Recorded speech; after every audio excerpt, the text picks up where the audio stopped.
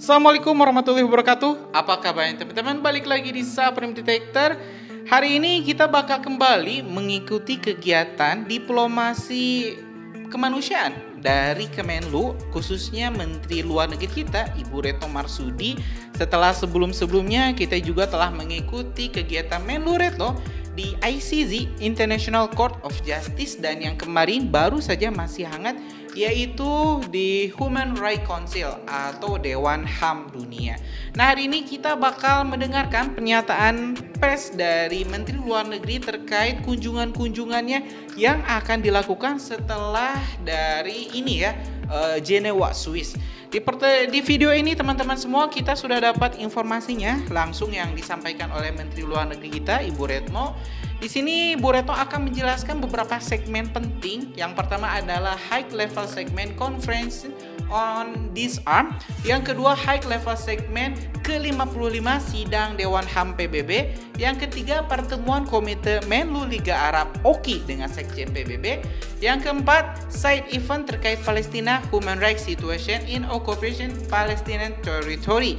Dan yang terakhir adalah pertemuan-pertemuan bilateral di sela-sela kegiatan, yaitu dengan Menlu Iran, Menlu Kazakhstan, dan Eksekutif Sekretaris Sekjen CTBTO. Oke nih teman-teman semua, biar lebih jelas, kita bakal langsung saja simak bersama-sama pernyataan dari Menteri Luar Negeri kita, Ibu Retno Marsudi. Selamat menyaksikan. Rekan-rekan media yang saya hormati, saat ini saya berada di Jenewa, Swiss untuk kunjungan 1 hari, yaitu tanggal 26 Februari. Beberapa pertemuan saya hadiri selama berada di Jenewa, yaitu yang pertama menjadi pembicara di High Level Segment Conference on Disarmament. Sebagai informasi teman-teman, Indonesia saat ini memegang posisi sebagai presiden dari Conference on Disarmament atau CD. Yang kedua, sebagai pembicara di High Level Segment Sidang Dewan HAM PBB ke-55.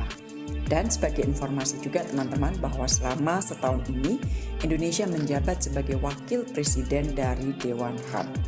Yang ketiga adalah pertemuan Arab Group OIC Joint Ministerial Committee dengan Sekjen PBB yang khusus membahas mengenai masalah Palestina. Yang keempat, side event terkait Palestina yang diadakan oleh Menlu Palestina. Kelima, saya juga melakukan 3 pertemuan bilateral masing-masing, yaitu dengan Menteri Luar Negeri Kazakhstan, Menteri Luar Negeri Iran, dan juga dengan Sekjen CTBTO. Jadi selama 1 hari ini, total pertemuan yang saya lakukan berjumlah 7 pertemuan. Rekan-rekan, saya awali dengan High Level Segment Conference on Disarmament. Conference on Disarmament adalah satu-satunya forum negosiasi multilateral yang membahas upaya pelucutan senjata. Forum ini beranggotakan 65 negara, termasuk anggota tetap Dewan Keamanan PBB atau P5. Pertemuan kali ini dipimpin oleh Wakil Tetap Republik Indonesia di Jenewa selaku Presiden Conference on Disarmament. Di dalam pernyataan nasional, saya tekankan pentingnya mengatasi kebuntuan yang dihadapi oleh Conference on Disarmament saat ini. Dan sebagai Presiden, Indonesia berkomitmen untuk mendorong transparansi, keseimbangan, dan juga dialog yang konstruktif. Saya sampaikan 3 pesan utama. Pertama, perlunya memperkuat komitmen terhadap perlucutan senjata global. Saya sampaikan Indonesia telah meratifikasi Traktat Pelarangan Senjata Nuklir atau TPNW dan siap mendorong universalisasinya. Indonesia mendesak negara pemilik senjata nuklir untuk memenuhi kewajibannya, termasuk yang diatur dalam Traktat Non-Proliferasi atau NPT. Indonesia bersama-sama dengan negara ASEAN terus mendorong penandatanganan segera protokol SONFES oleh negara anggota tetap Dewan Keamanan PBB atau P5. Hal kedua yang saya sampaikan adalah perlunya fokus pada hal-hal yang menyatukan kita, bukan hal-hal yang justru memecah. Negara-negara harus terus mendorong tercapainya kemajuan dalam pelucutan senjata baik dari sisi prosedural maupun substantif. Fokus utama hendaknya ditujukan kepada isu-isu yang menuai kesepakatan seperti negative security assurances yang legally binding dan traktat cut-off bahan fisil. Ketiga, perlunya mengatasi tantangan-tantangan keamanan baru.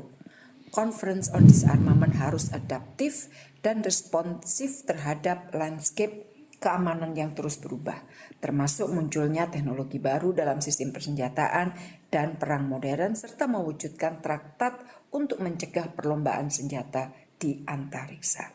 Di akhir pernyataan, saya sampaikan kecaman atas wacana penggunaan senjata nuklir oleh Israel untuk mengancam warga Gaza. Saya juga mendesak dihentikannya pengiriman senjata ke Israel untuk mencegah semakin banyaknya korban jiwa.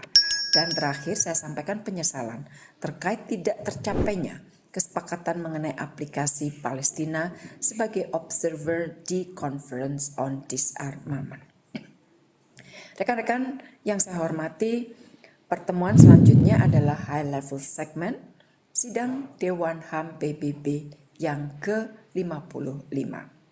Partisipasi pada pertemuan ini sekaligus menandai dimulainya keanggotaan Indonesia di Dewan HAM untuk periode 2024-2026. Dalam pernyataan nasional Indonesia saya sampaikan, Dewan HAM harus menjalankan kewajibannya menangani pelanggaran HAM berat yang dilakukan Israel terhadap bangsa Palestina. Saya sampaikan 3 hal yang perlu dilakukan. Pertama, perlunya memperkuat ekosistem HAM. Ini menjadi tanggung jawab kolektif kita bersama. Di ASEAN, Indonesia mendorong penguatan ekosistem HAM melalui Leaders Declaration on the ASEAN Human Rights Dialogue. Di Afghanistan, Indonesia mendorong pemenuhan hak-hak pendidikan bagi perempuan, dan saya juga tekankan pentingnya pendanaan yang memadai untuk Office of the High Commission for Human Rights dan mekanisme-mekanisme penting lainnya seperti Komisi Penyelidikan terkait wilayah pendudukan Palestina serta dukungan terhadap Dewan HAM dalam memberikan bantuan teknis dan pembangunan kapasitas kepada negara anggota. Hal yang kedua yang saya sampaikan di dalam pertemuan Dewan HAM yaitu pentingnya mengintensifkan upaya mengatasi krisis kemanusiaan. Krisis pengungsi yang dipicu oleh perang dan konflik memerlukan kerjasama dan solidaritas global untuk mengatasinya, termasuk pemenuhan kewajiban dalam konvensi pengungsi. Mekanisme kemanusiaan harus juga diperkuat dan tidak boleh dipolitisasi. Saya sampaikan bahwa kita tidak boleh tinggal diam atas dihentikannya pendanaan terhadap UNRWA, sementara dana untuk mendukung kejahatan perang di Gaza terus mengalir. Hal yang ketiga, pelindungan dan pemajuan HAM harus dilakukan secara setara. Hak pembangunan setiap negara harus dihormati guna menjamin kesejahteraan rakyatnya dan mencapai SDGs. Kolaborasi juga perlu diarahkan untuk menjamin hak masyarakat rentan, khususnya perempuan, penyandang disabilitas, dan juga migran. Rekan-rekan yang saya hormati, kegiatan berikutnya adalah pertemuan Komite Liga Arab OKI dengan Sekjen PBB yang khusus membahas isu Palestina. Sebagaimana rekan-rekan ketahui, Komite Menlu mendapat mandat dari KTT Liga Arab dan OKI di Riyadh bulan November lalu untuk menggalang dukungan internasional bagi Palestina. Menlu yang hadir dalam pertemuan dengan Sekjen adalah saya sendiri, Menlu Indonesia, Menlu Arab Saudi, Yordania, Palestina, dan juga Mesir. Pertemuan berlangsung dengan sangat terbuka dan beberapa hal yang dibahas antara lain. Pertama, kami, grup para Menteri Luar Negeri, menyampaikan apresiasi atas dukungan Sekjen PBB terhadap isu Palestina ini. Yang kedua, kami tekankan betapa jelasnya double standard yang diterapkan oleh sejumlah negara untuk isu Palestina ini.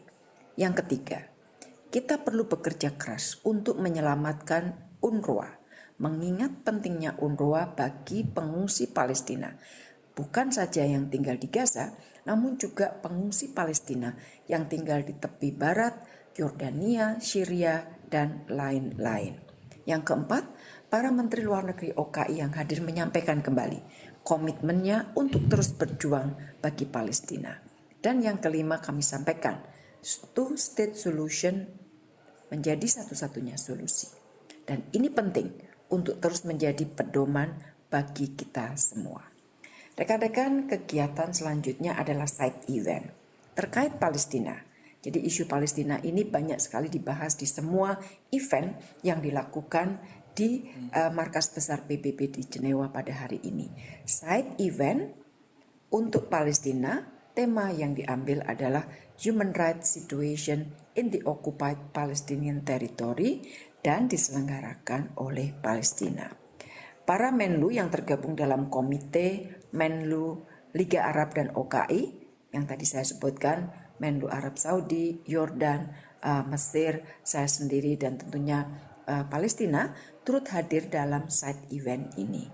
Di dalam pernyataan Indonesia saya sampaikan, kita saat ini berperang melawan pelanggaran berat HAM oleh Israel di Gaza, pelanggaran terhadap hukum internasional oleh Israel, kita berperang melawan double standard, dan kita juga berperang melawan ketidakadilan terhadap Palestina. Saya juga sampaikan pertanyaan bahwa dengan situasi yang terjadi di Gaza dan Palestina, apakah kita akan tinggal diam? Seharusnya jawabannya adalah tidak. Selain itu, di dalam side event tersebut saya juga menyampaikan beberapa hal. Pertama, gencatan senjata sangat diperlukan jika kita ingin melihat perbaikan situasi di lapangan. Kedua, bantuan kemanusiaan yang cukup dan berkelanjutan diperlukan, termasuk untuk penduduk di Gaza Utara. Teman-teman, dari berbagai informasi yang saya peroleh, penduduk yang tinggal di Gaza Utara saat ini banyak yang mengalami kelaparan. Ketiga, kita harus mendorong kerja UNRWA. Kita harus menyelamatkan UNRWA karena terkait dengan hidup jutaan pengungsi Palestina. Isu mengenai UNRWA ini banyak disebut, teman-teman, oleh para menteri luar negeri yang hadir di dalam side event ini. Hal yang keempat, saya sampaikan kita harus terus melawan pemberlakuan double standard. Dan sekali lagi, isu double standard ini juga banyak disebut oleh para menteri luar negeri. Kelima, saya sampaikan mengenai keputusan ICJ yang seharusnya mengikat bagi semua negara termasuk Israel. Namun sebulan setelah keputusan sementara ICJ atas submisi Afrika Selatan, Israel tetap tidak memenuhi tenggat waktu untuk menyampaikan laporan wajibnya atau obligatory report. Hal ini tentunya tidak dapat terus dibiarkan.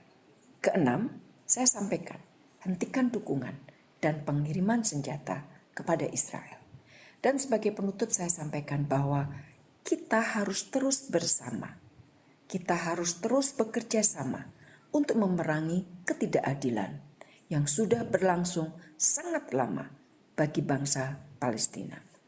Rekan-rekan, di sela-sela pertemuan, semua pertemuan yang saya sebutkan, saya juga melakukan 3 pertemuan bilateral, yaitu dengan Menteri Luar Negeri Iran dan Kazakhstan yang utamanya membahas mengenai situasi Palestina dan kerjasama bilateral, dan juga dengan Executive Secretary atau Sekjennya CTBTO.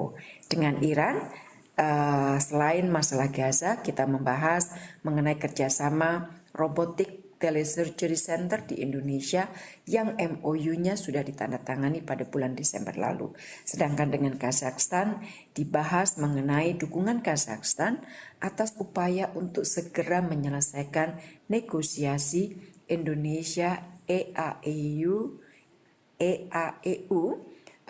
Free Trade Agreement. Kemudian kita juga mendorong atau sepakat dimulainya negosiasi Bilateral Investment Treaty yang sudah dimulai pada bulan November tahun lalu, dan kita juga menjajaki kerjasama untuk penguatan konektivitas dan kerjasama sister city antara Nusantara dan Astana.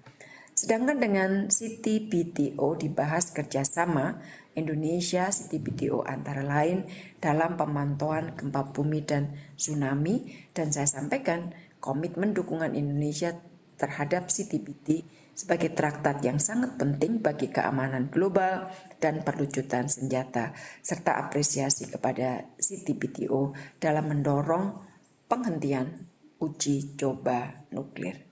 Rekan-rekan, itu hasil kunjungan saya ke Jenewa, dan besok pagi-pagi sekali saya langsung kembali ke Jakarta. Demikian yang dapat saya sampaikan, terima kasih.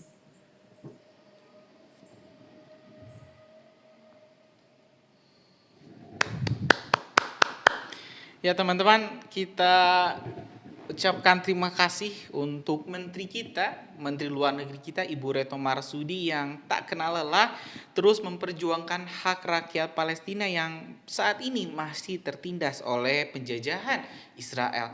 Dan teman-teman semua, saya juga mengucapkan terima kasih buat siapapun, seluruh teman-teman semua yang masih mantengin video informasi dari Supreme Detector ini sudah sampai menit ke-16. Ya teman-teman semua, review sedikit dari pernyataan Bu Retno.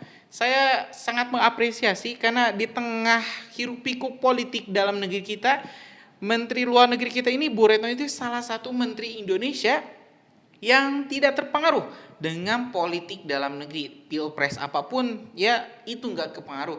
Dan sangat salut dengan kinerja Bu Retno ini, walaupun di dalam negeri lagi panas-panasnya ini, pasangan 01, 02, 03, MK, hak angket, beliau ini tetap fokus dengan job desk-nya, menjalankan kerja nyata, diplomasi nyata untuk mendukung hak-hak rakyat atau bangsa yang tertindas di belahan dunia ini. Tidak hanya Palestina, tapi Menlu Retno juga membahas soal Afghanistan, soal Rohingya, dan orang-orang yang mungkin bangsa-bangsa lain yang juga sama-sama tertindas. Di sini Menlu Retno dengan berani, teman-teman semua, sangat berani di hadapan orang-orang Eropa yang notabene-nya adalah pendukung kuat Israel, mengatakan bahwa Israel adalah sebuah negara ilegal. Lebih lanjut, Menlu Retno juga mendesak agar negara-negara barat juga menghentikan suplai bantuan, baik itu finansial, baik itu militernya ke Israel. Karena senjata-senjata yang mereka kirim digunakan Israel untuk membunuh mayoritas yang korbannya itu adalah rakyat sipil. Hampir 30.000 teman-teman, hampir 30.000 rakyat Gaza telah gugur. Dan teman-teman, sampai saat ini Amerika dan juga Uni Eropa masih terus mengirimkan amunisi, roket-roket yang malah digunakan Israel untuk menyerang warga sipil yang tak berdosa. Ya teman-teman, itu informasi kita hari ini. Saya yakin pernyataan Bu Retno ini tidak cukup disimak sekali, karena saya pun mungkin ada beberapa hal yang ingin saya ulang lagi di video yang berdurasi hampir 14 menit ini. Nanti kalau misalnya teman-teman mau diulang lagi poin-poin penting yang memang harusnya kita mungkin belum cukup nyimak sekali, mungkin harus kita simak berulang kali sampai kita paham apa yang saat ini tengah diperjuangkan oleh Menteri Luar Negeri kita, Ibu Retno Marsudi. Terima kasih buat teman-teman semua yang telah menyaksikan video informasi dari Supreme Detector. Insya Allah kita bakal update terus perkembangan Gaza, walaupun di sebelah mungkin lagi update tentang politik, update tentang yang lain. Kita insya Allah bakal fokus ya, insya Allah kita bakal fokus membahas terkait isu-isu Palestina. Itu aja teman-teman. Assalamualaikum warahmatullahi wabarakatuh.